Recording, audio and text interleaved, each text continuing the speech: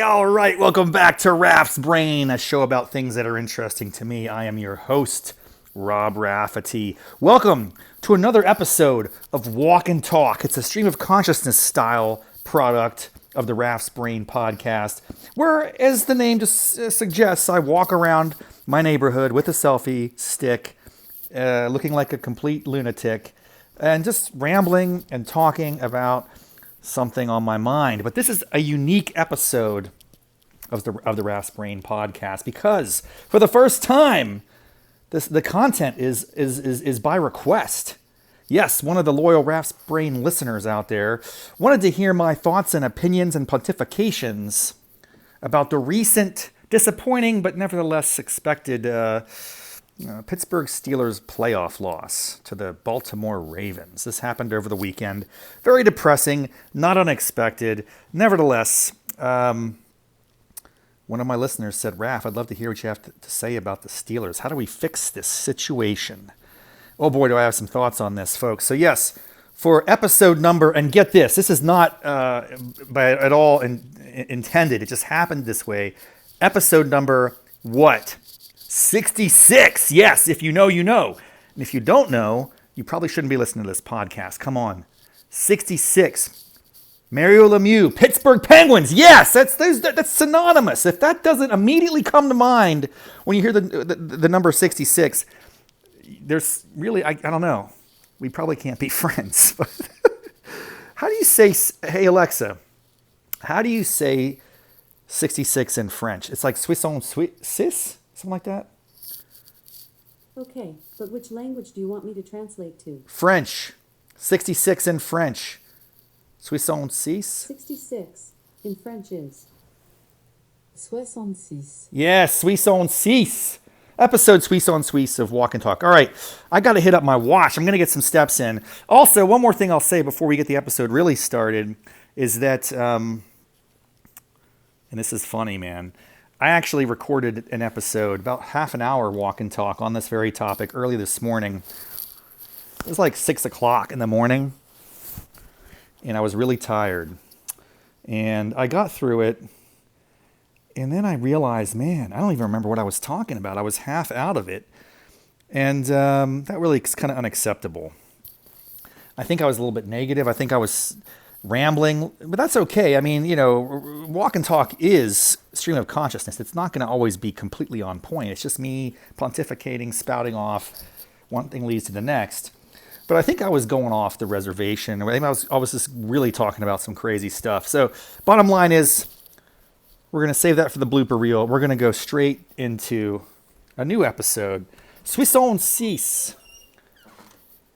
Raff's Brain coming at you right now. All right, let's step outside into the frigid lands of Northern Virginia. Yes, we're just going to walk up and down my neighborhood street a little bit and talk about the black and gold, the Pittsburgh Steelers, the greatest franchise in the history of the National Football League. 7 Super Bowl appearances, 6 Super Bowl champions. I mean, we're coming up, I guess we're approaching or closing in on Super Bowl number 60 in the near future. Think about this for a second, folks. The Pittsburgh Steelers have appeared in like over 10% of the Super Bowls ever played in the National Football League. That's insane. That's remarkable. That makes me so proud to be a part of this illustrious fan base of the greatest franchise known to man. And so I got to start with that. When people ask me, like, how do you handle this recent string of losses in the playoffs or not even making the playoffs, yet we had to, counterbalance that with the fact that we have winning seasons. Mike Tomlin, for all his faults or alleged problems, gets it done in the regular season. And that's pretty remarkable. It's a cool accomplishment. But ultimately, you have to say that's not the goal, right? Like, you don't play the game just to be a above average team in the regular season. You play the game to make the playoffs and then make a run. That's got to be part of the equation. It's got to be a priority. So I don't really care if we go undefeated in the regular season. If you don't win the Super Bowl, if you don't make a run at that, if you're not competitive at that elite level for many consecutive years, as we have been, it seems, I'm just not sure that that bodes well for your long-term success in the position. On the other hand, I want to take a moment to acknowledge the extraordinary commitment that the Steelers show to their coaches. Historically, they've only had 3 coaches: Chuck Noll, Bill Cowher, Mike Tomlin. I dig that immensely. And it's such a world of like disposable, throw away everything. The idea that we can actually, commit through thick and thin, give someone a chance to put their stamp on the culture. That means a lot. That's nothing to sneeze at. So I'm a fan of the idea of long-term coaches sticking through them. Now, here's the thing. We've stuck through Tomlin. It's not been thin, per se. I mean, he's thick in the sense that we've been winning in the regular season. It's the playoff resume that's really lacking at this point. And yes, he's been to 2 Super Bowls and won 1. But that was sort of with like legacy or carryover players. So people want to discount those. I don't know, man. Well, let's back up a second as we're walking and talking here and just get a little context for why I even care about the Steelers. Where does that come from? What are some of my fondest memories? Then we're going to dive into a diagnosis of the problem.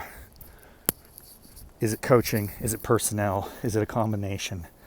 What do we do about it? Let's just let's take it in that order. So my affinity for Pittsburgh stems from the fact that I was born there. That's right, Mount Lebanon, 1975, October. That's when I graced this planet with my presence. And it's cool that I was born into the city of champions, man, because at that point, they had the Pirates and the Steelers going on some massive runs. And that's amazing, and I'm a fan, and I like to be, I like to take credit for that. Was it a coincidence that I was born in the Pittsburgh and the Steelers were on the cusp of winning their 3rd or 4th Super Bowl? The Pirates were getting geared up for 79. I mean, come on.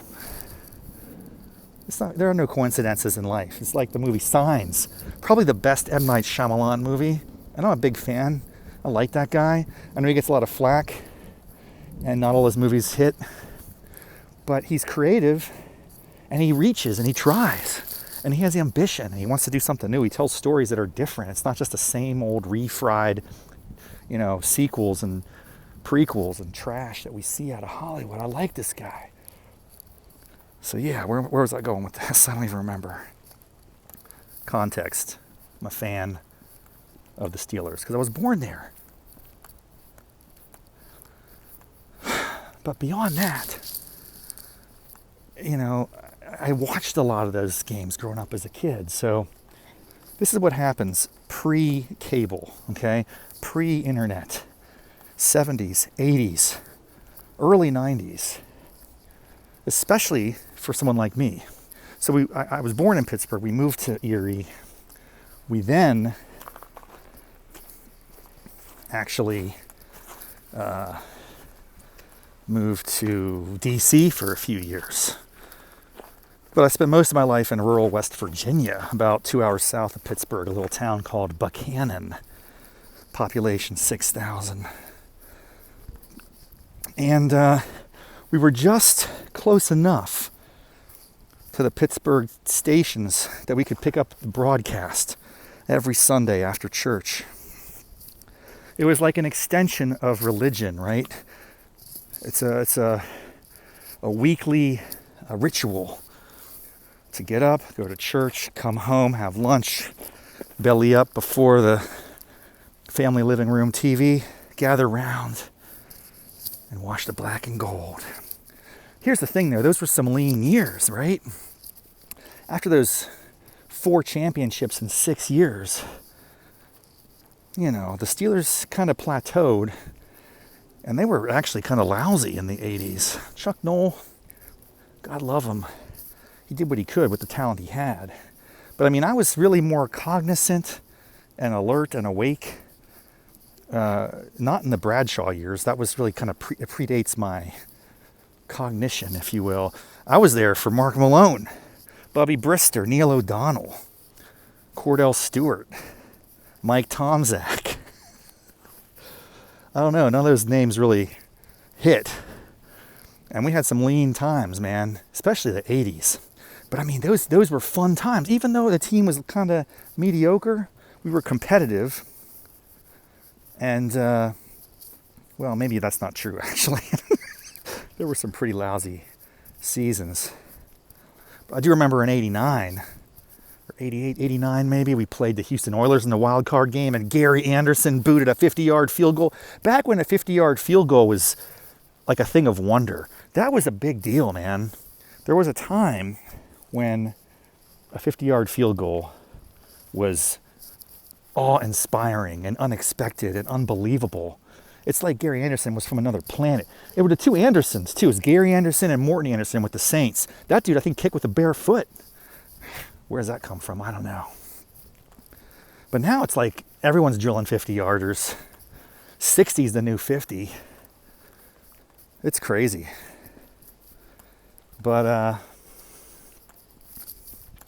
where was I going with this? Yeah, man, Walter Abercrombie, Louis Lips.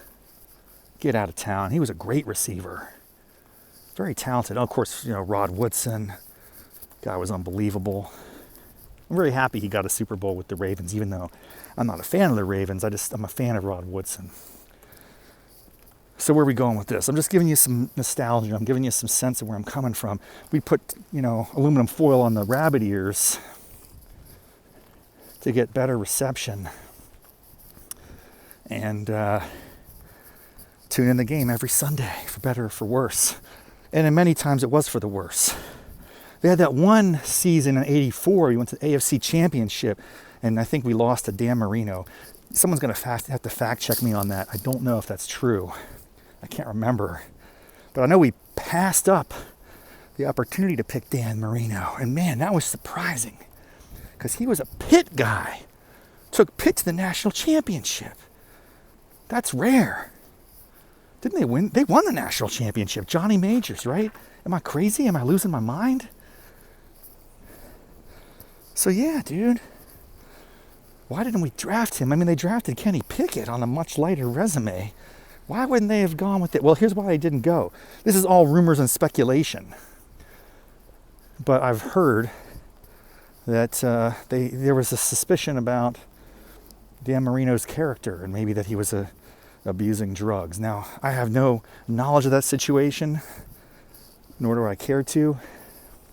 And clearly, he went on to have a stellar career, Hall of Fame, extraordinary career.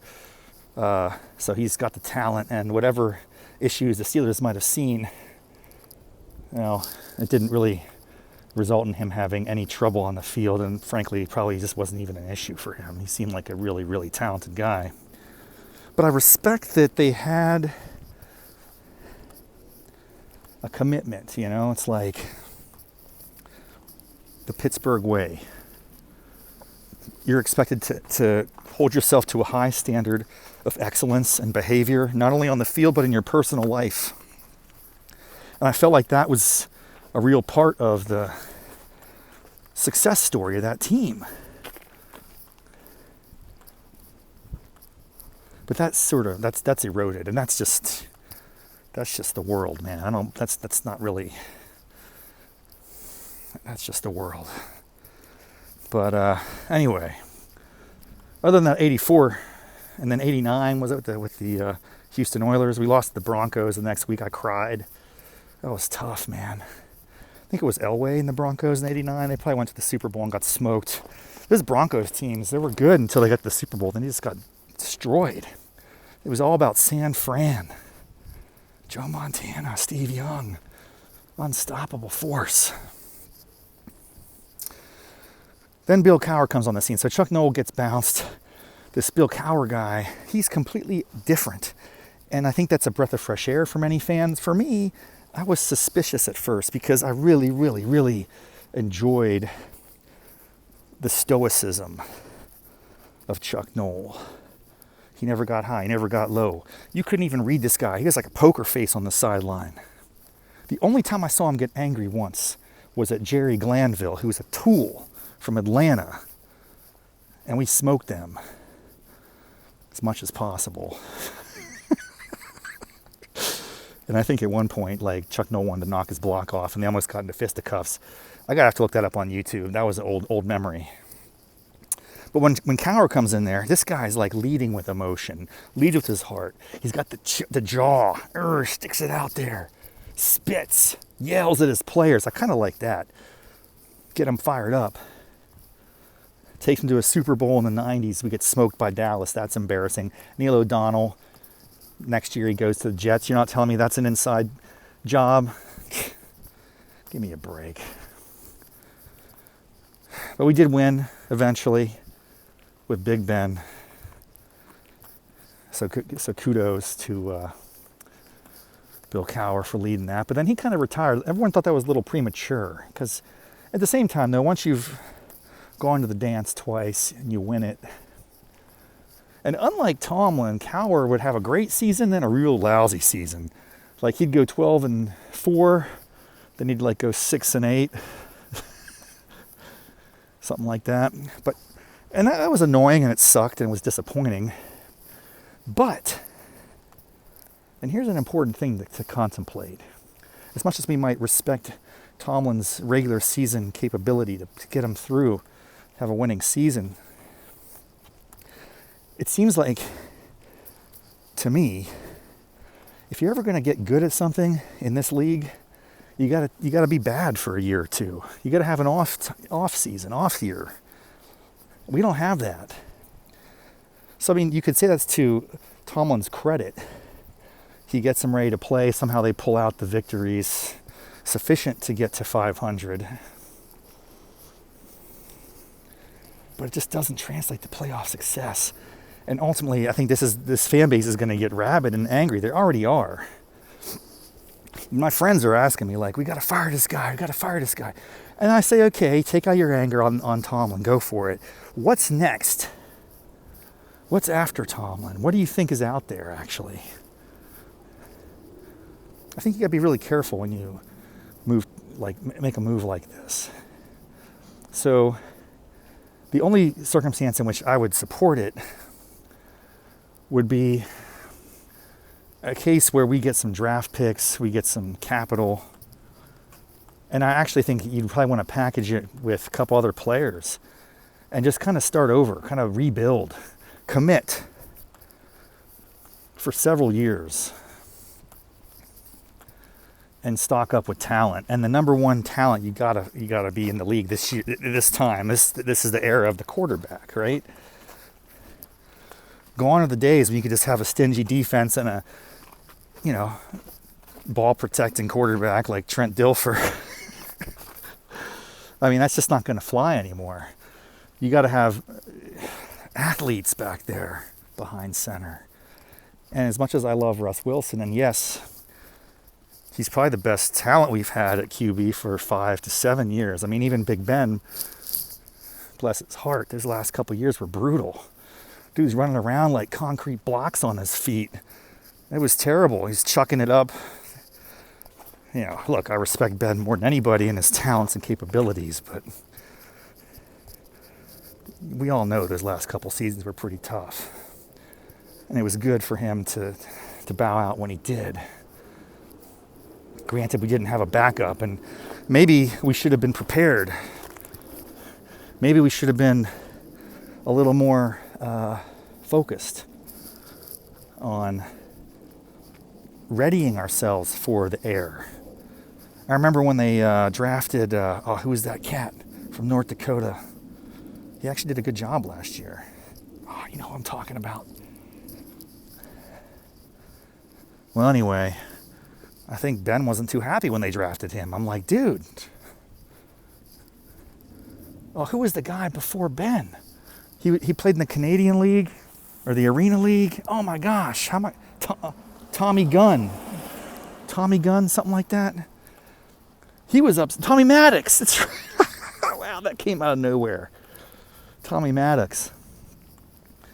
He was upset when they drafted Ben.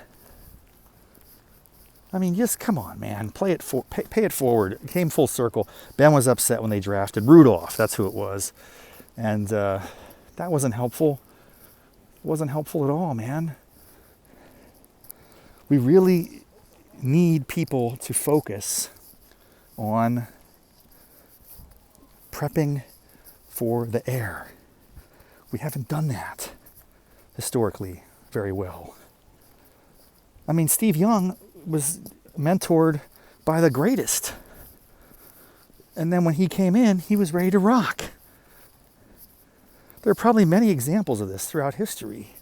It just takes someone who's committed to the team and ready to hand over the baton.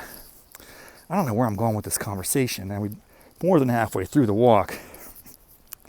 So I do want to get to the fixing of the Steelers, but I do want to first for a second, because my mind is on it, that old school 80s, 90s era religion, watching those games every week. One thing that really stands out to me, and striking memory, is the commercials, man. The commercials were solid.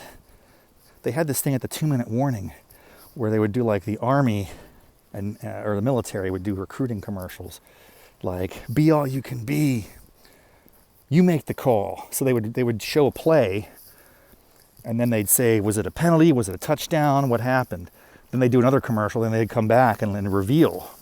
Those are amazing. If someone brought those back, I think our recruiting numbers would go through the roof. I was ready to sign up for the military after a couple seasons. I mean, it was between that and the Peace Corps. The Peace Corps ads were tight. Toughest job you'll ever love. There were people like in jungles and deserts, like doing cool stuff, fishing, like paddling boats down the stream, digging ditches. It was awesome. I was like, Dad, I want to join the Peace Corps. He's like, you sure about that? Hey man, since I've been to DC, I've met many people who are in the Peace Corps. I dig it. I respect it. And it's like one of those things, you can only live once and you have no regrets. You got to just go forward, not look back. But that's something I wish I would have been more open to, foreign service like that. Because everyone I met that's been in the Peace Corps, they've impressed me, dude. They know what they're doing. They're smart. They're capable. I probably wouldn't have gotten in, let's be honest. I guess I could do it as an adult. Apparently that's the case. Apparently, there's no age limit. So that could be a retirement gig. Jungle of just going through the jungle, helping people out. Yeah. That's what I think of when I think of the Peace Corps. I don't know what the Peace Corps does. I had this vision of it based on those commercials from the 80s. There's some dude in a river throwing a net, and he's like, bringing in big batches of fish for the town, village people. Like, yes, thank you, America. You're helping us. The Peace Corps is here to save the day. Oh man, those were the days. Back when America was the good guy, man. Everyone embraced that. We had Rambo. Saving POWs and everything. Come on. Anyway, how do we fix this problem? How do we fix the Steelers? All right, let's talk about coaching. Let's talk about personnel. On the coaching side, I think there's a knock against Tomlin. It seems extraordinarily on point. I don't have a satisfying answer for it. But if you look at like his tree, doesn't have much of a tree. There aren't that many assistant coaches that have gone on to have other head coaching jobs. So that might suggest we need to do a better job with the staff. Get folks who challenge more, don't just, nod and accept. Now again, I'm on the inside. I don't know how this stuff works. We've obviously had lots of problems over the years with offensive coordinator. I don't know what the answer is on this. But I'll tell you what, it's not just one. It's not just a matter of ditching a coach and getting better. You think it's going to turn things around immediately? Hell no. And by the way, who are you going to hire? Who's out there that's so great that's going to come in here and save the day? I don't know. I don't see it. Coaching is very unpredictable. If you think back even when Tomlin was hired, it wasn't my choice. I was more of a Wisenhunt guy. Is that the guy's name? He was our OC. He was masterful. I mean, he went to Arizona. He got them to the Super Bowl. Then he lost to us. And then where has he been? I don't even know what he's doing these days. So who knows how things would have turned out differently if we would have gone with the Wisenhunt. Or the other dude, Russ Grimm. Wasn't he also in the contention there for a while? I wonder what that guy's up to. Bottom line, I don't think it's simply a coaching issue. One more thing I'll say, which Tomlin is a player's coach. That's what they say. That's the book. I don't know, man. I'm not a fan of that style. But I also think it's beyond Tomlin. I think it's the league. I think it's culture. It's society. Athletes run the teams. That's the world we're in. Look at those contracts, man. You can't pay someone hundreds of millions of dollars and not expect them to think that they're superior. They're going to sit there and take orders from some middle-aged geezer. Give me a break. Come on. Especially because they've been living their whole lives pampered and everything given to them. Now, they work hard for it. Don't get me wrong. I mean, obviously, you got to have talent and hustle and grind to make it to the professional levels of anything. But there's just a lot of attitude that I would never put up with. Chuck Noll would have benched half this team, man. The way they behave, the way they act, throwing tantrums. Unacceptable. So let's pivot to personnel. We got talent. We got talent for years, man. It's beautiful. Pickens, TJ. I even think Najee's better than he performs. I like him as a character guy, but he's probably not coming back. The difference is, you can have all the talent in the world, but if you have a bad attitude, you're like a cancer on that team, dude. I see it and I sense it. And I don't want it. I don't want anything to do with it. And there was a couple games where Pickens was out and we got smoked, and I was like, oh, this is going to be a tough future. If we get rid of Pickens, we're in trouble. I'm like, I'd rather have that trouble and deal with it through the draft or find some other talent than deal with someone who just seems like he's out for himself more than the team. We need team-oriented players.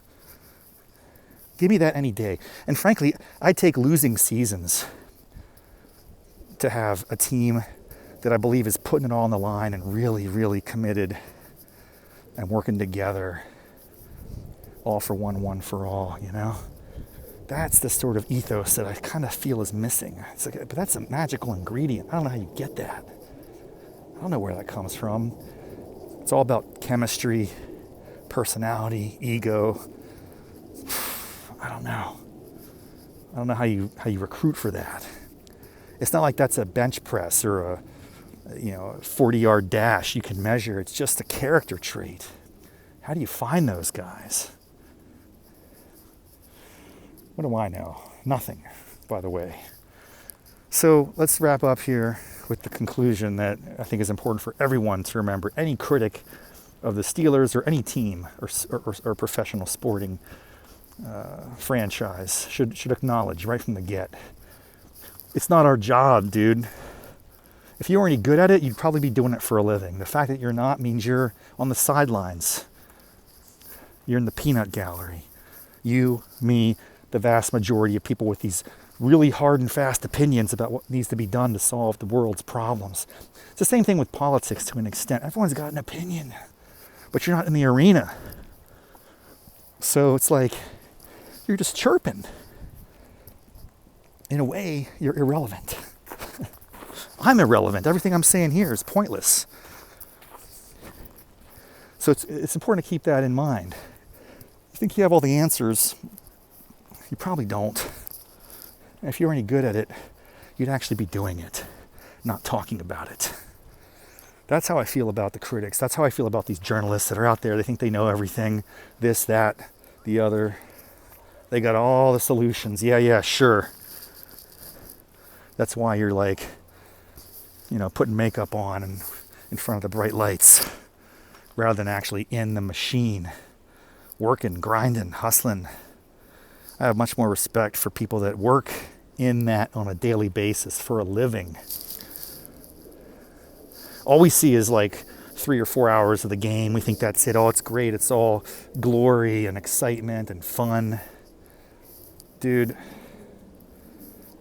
we have no idea what these people are up to. What it takes to succeed at that level is beyond the average human's comprehension. Yeah, it's just my sense of it. So I don't think I have any solutions for this team.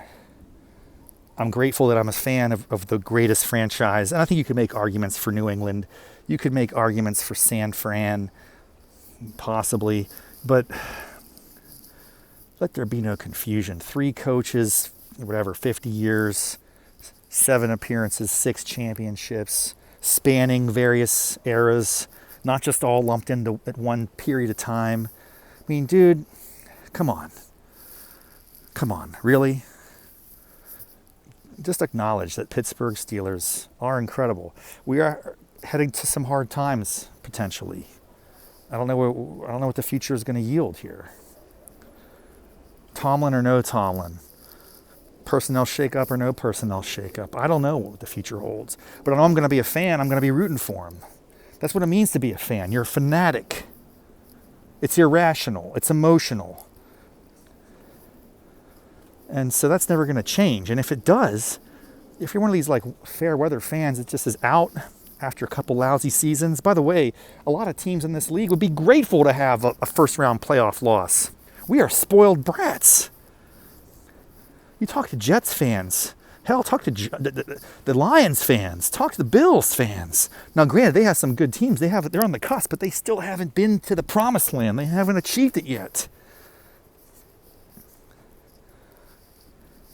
We've achieved it 6 times. It gets passé. Our expectations get far too high. People need to dial it back and realize, dude, we are blessed, we are fortunate, we are lucky. We have it so good. Now, I understand we want to always be great. Once you achieve that status, you can't get enough, right? It's never enough. But just try to put things in perspective, man. We are so fortunate, so lucky. That's probably why it hurts that we can't seem to get the magic back. But I think it will come back. I'm confident it will. You could have some lean years ahead. The entire Pittsburgh sporting scene is challenged right now. Pens are struggling. Pirates have so much potential, but owners that just are disappointing. Makes me upset viscerally. Gosh, I don't even want to think about this. Getting off topic here. Stick to the Steelers. Season's over. Enjoy the playoffs. I guess I'm rooting for the Bills or the Lions. Just because those fan bases deserve it, man. They've been waiting for so long. I guess that's who I'm rooting for, maybe. Bottom line, black and gold will bounce back. We'll make it happen. I have confidence in this owner. I have confidence in this culture. I have confidence in these fans. We're not going to abandon this team. We're going to stick by them thick and thin. Dude, we went a whole decade in the 80s. They were pretty trashy, let's be honest. That's when I grew up watching them. Merrill Hodge, Walter Abercrombie, Bubby Brister. Hey, man, it was a good time. It was a good time because it didn't matter if we won or lost. It was like just putting it all on the line, man. They tried. They played hard. I like that. That's what I'm going for. So I'm going to stick with that. That's my take. Enjoy your team. Enjoy their ethos. Win or lose, stick with them. It's part of your moral character, man. That's how I'll judge people, man. I don't play fantasy sports. I'm not about the team. I'm not about the individuals. I'm about the team. And for me, that team is the black and gold Pittsburgh Steelers till I die. And after I'm dead, I'll still be watching them up in heaven. All right, man. It's been a fun walk and talk. Thank you. Hope you've enjoyed my pontifications on how to fix the black and gold. I don't know if I actually had any satisfying answers there, but it is what it is. See you next time on Raff's Brain. All right.